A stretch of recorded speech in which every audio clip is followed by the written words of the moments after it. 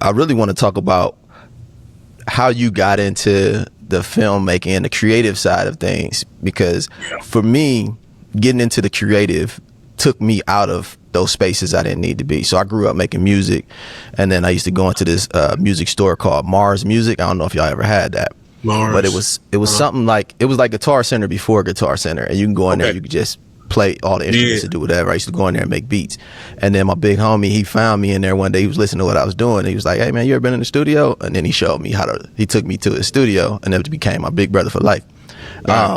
So that creative outlet is what, kind of took me and put my head on the right way. Like, was that the same for you, or how do you feel you got to this path?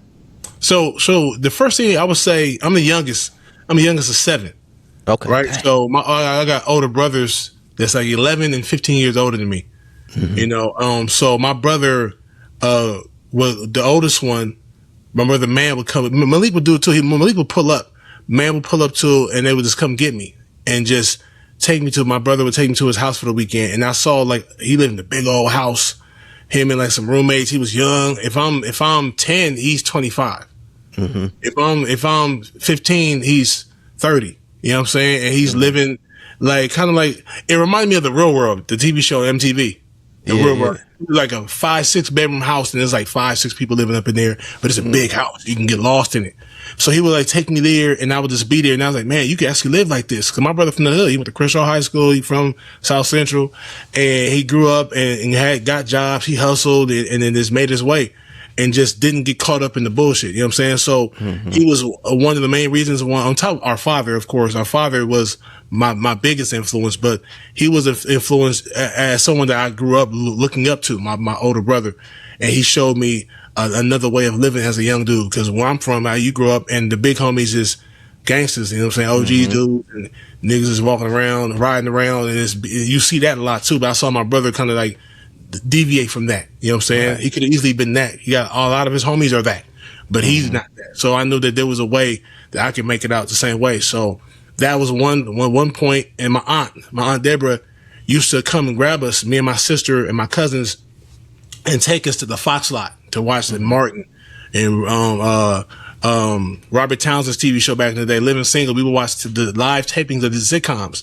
And what's that was the Fox lot? Oh, the Fox, the lot. I'm sorry, the Fox production like the studio lot. Okay, studio lot, it sounded like that was one word. My bad. Okay, so my bad. Fox lot. Yeah, Fox lot. I got you. The Fox Studios. Yeah, got you. And we would watch live tapings of Living Single, Martin, and stuff like that. And it would show us like, man, the actors and actresses down here doing their thing, and that was a way of getting us out the hood. After school, she would come get us and take us.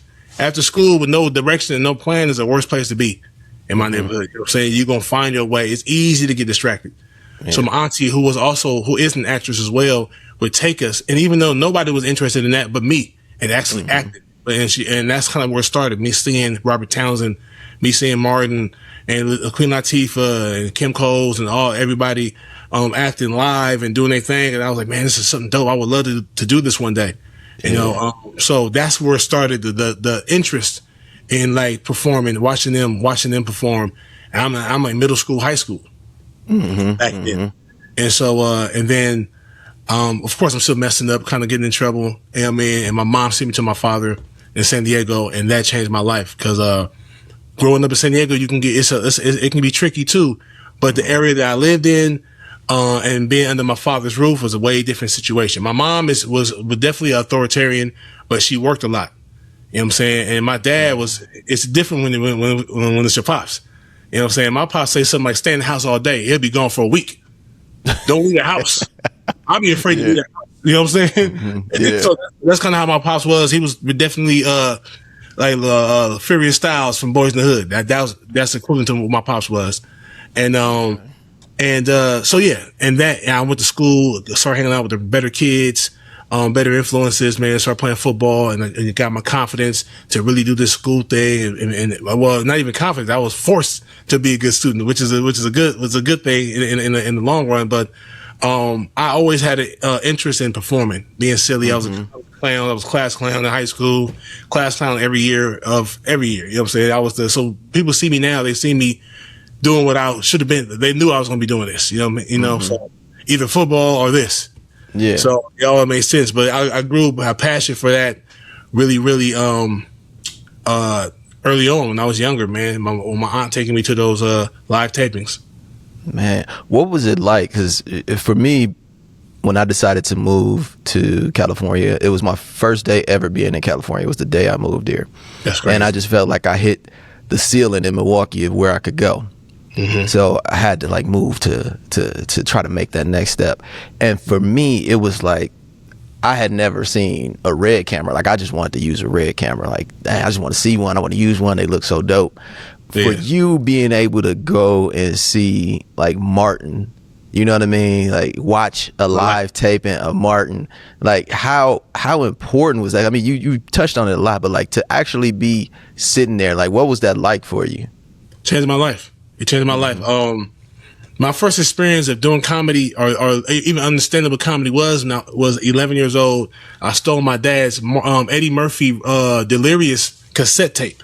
Mm-hmm. I stole this tape out of his little collection, and so I'm in my room playing it, going to sleep with it, listening to it with my earphones on because I can't hear it in real life. I mean, out in the open, my pop's doing, I'm listening to it.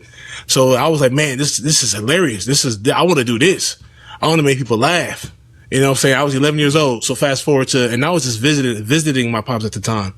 And I'm still living in LA. So I had that in the back of my mind. So I'm cracking jokes, the same jokes I heard on his tape. I'm in class, cracking jokes, getting in trouble. Mm-hmm. So, it was growing up in LA is right there next to you. Hence my auntie. It's a 15-20 minute drive to drive to Fox lot, to Fox Studios. See what I'm saying? Yeah, I got you. I got it now. Yeah. The Fox Studios is like a field trip that we could do every week. My auntie had access to it because she was a PA on the show. Mm-hmm. So she had access to getting us there. So that's being from here and being able to have access to that place on a regular basis was dope. If I was smart enough, I should have tried to get some type of internship there or something. I wasn't even thinking about that at the time. I'm thinking about playing football and still running around in the streets a little bit. Mm-hmm. But yeah, man. So that I was eager. It was kind of like if you're interested in it, it's more of a reality because it's right here at your feet. You know what I'm saying? So if you're from LA and you want to get into the arts, get into the entertainment, there's no excuse. It's right here. It's people coming from Milwaukee that's making it happen, coming from across the country. So for those like us, it's right here at your fingertips, bro, since we were born. So at that point, you should take advantage of it. And I didn't take advantage of it until years later, which is like less than 10 years ago. You know what I'm saying? Yeah. So I want to get into your early starting. Did you start with Instagram? Was that your medium of choice? Did you go with Instagram first? When I started creating content, it was more like film festivals. My thought was I wasn't even messing with social media at first. I was a filmmaker before social media content creator. I accept that. YouTuber, content creator, social media influencer. I accept all those three things, but there was a life before YouTube. There was a life before Vine. Even I was out here writing and shooting projects and trying to submit them to film festivals before all the social media came. So it wasn't until 2017 is when I was like, okay, let me try messing with Instagram and trying to build a fan base on Instagram. Try to build a fan base on Facebook simultaneously. YouTube, I had a page on YouTube for some years, but it wasn't really showing me no love, so I wasn't really posting there. I was only going to the place that was really showing me some response, and that was Instagram initially. IG was the first platform that I actually started putting stuff up, and I started seeing I started getting a response back.